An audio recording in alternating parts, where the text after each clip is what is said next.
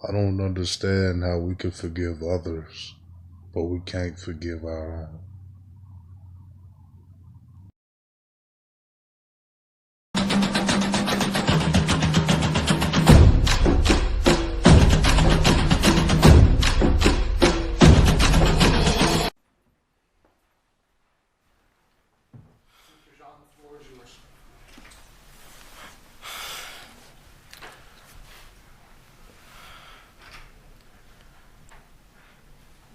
I don't want to say twice or for the 100th time what you've or how much you've taken from us. I think you know that. But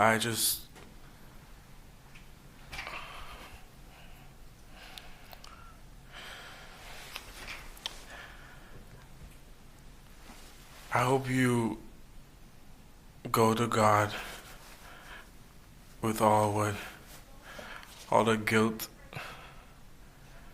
the bad things you may have done in the past. Each and every one of us may have done something that we're not supposed to do. If you truly are sorry, I know I can speak for myself. I forgive you, and I know if you go to God and ask Him, He will forgive you.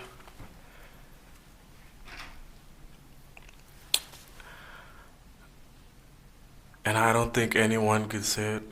Again, I'm speaking for myself, not even behalf of my family. But I love you just like anyone else. And I'm not gonna say I hope you rot and die just like my brother did, but I personally want the best for you. And I wasn't gonna ever say this in front of my family or anyone, but I don't even want you to go to jail. I want the best for you because I know that's exactly what both of them would want you to do. And the best would be give your life to Christ. I'm not gonna say anything else. I think giving your life to Christ would be the best thing that both of them would want you to do. Again, I love you as a person, and I don't wish anything bad on you.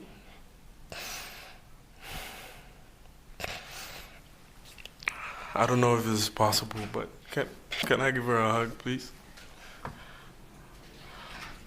Please? Yes.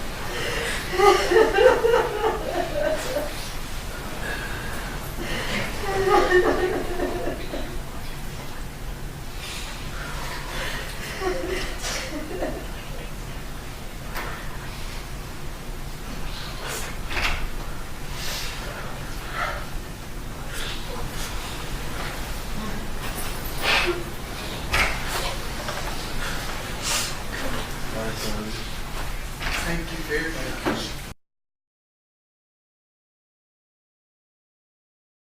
Jumbo, Shalom, Shalom. Greetings. I do hope the tribe is well. I greatly appreciate the tribe's viewership, whatever time you happen to be catching this. I know it's been a while, but this one's gonna be a long one, so just get your water, get your power bar, whatever you need to get, and just, put your seatbelts on tight. All right, before I start, always praises to the Most High. Now, if you haven't heard the story by now of the brother that got shot by a Caucasian cop,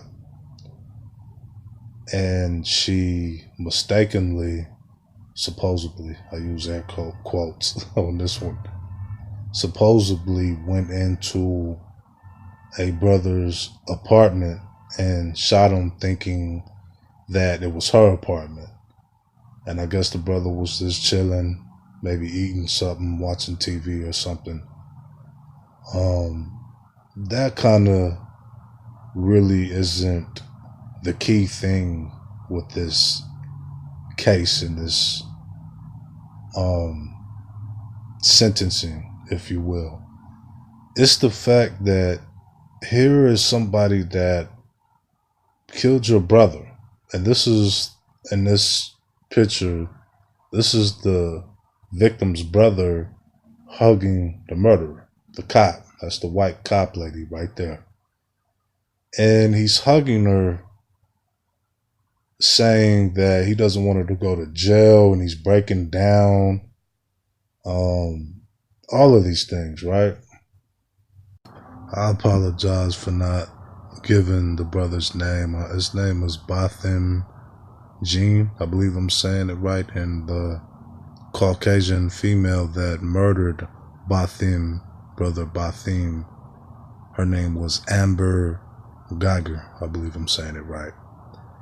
And the judge gave her a Bible. And as these Caucasian tears flow gently on his suit, this is Botham Jean's brother. And as he's forgiving her, very submissive and very docile, because this is how whites love us. They love when we're not putting up a fight. So this brings me to kind of another part, right? Another breakdown. What does this mean for our future? What does this mean for the little brothers, the little sisters? What does this tell them?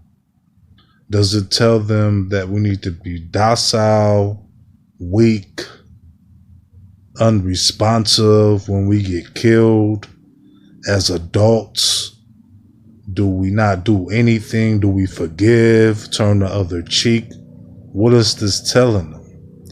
And then I hear some goofy shit like, it's the Bible that's doing this. Well, I don't believe that the Botham and his family are Afro-American. I believe there's something else. I'm not quite sure what they are, but what does this lead? What does this trial, what does this mean for us melanated people in America as a whole?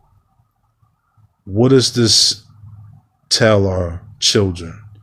What does this tell the teenagers that are in school and high school right now? Because I know if I was watching this as a teen, I would have very mixed signals. I wouldn't know what to do. So if I'm looking at this trial and I'm saying to myself, like, if he's forgiven her for murder, for going into the wrong apartment and murdering brother Botham, and he can forgive her, maybe that's what I should do, right? What does this tell the kids coming up? How do we educate them? How do we educate adults? Is it too late for adults? How do we as people forgive everyone, but don't forgive ourselves, our people? I should say our people. And kind of ourselves, because you're kind of submissive.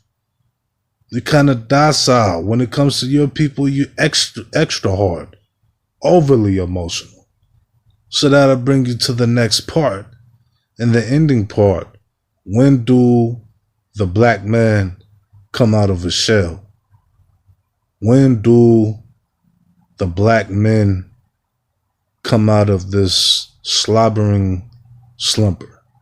When do you break free and stop looking and waiting for an answer, for someone to save you? When do we, as brothers, fighters, natural warriors, natural protectors, get up and say enough's enough? I want to protect my children. I want to protect my women. I want to protect my culture, my being. And for the people that's always saying, why do you always talk about race? Why do you always talk about race? Because it is. Because it is. And I'm gonna forever talk about it. If you don't like that, don't watch it. Don't listen. If you're a melanated person asking that, why do you always talk about race? Because it is. And I've been talking about this for the last decade. I've been doing the work too, the groundwork also for my people. At schools and speeches, all kind of things. We need this. We need all of y'all that are listening to this and watching this, especially if you're a man, you are a melanated man. We need you to take your spot, take your throne, protect yourself, protect what is valuable to you. Our women are getting destroyed out here by other nations because other nations don't care about us. And looking at that video, we don't even care about ourselves with this submissive shit. When there was a brother that fell asleep on jury duty or some shit like that, he was about to get 10 days in jail. I don't know what's going on with that case. He about to get 10 days in jail. But here you got a murdering Caucasian female that's getting 10 years. Are you kidding me? I'll get at y'all in the next one. Be easy. Shalom.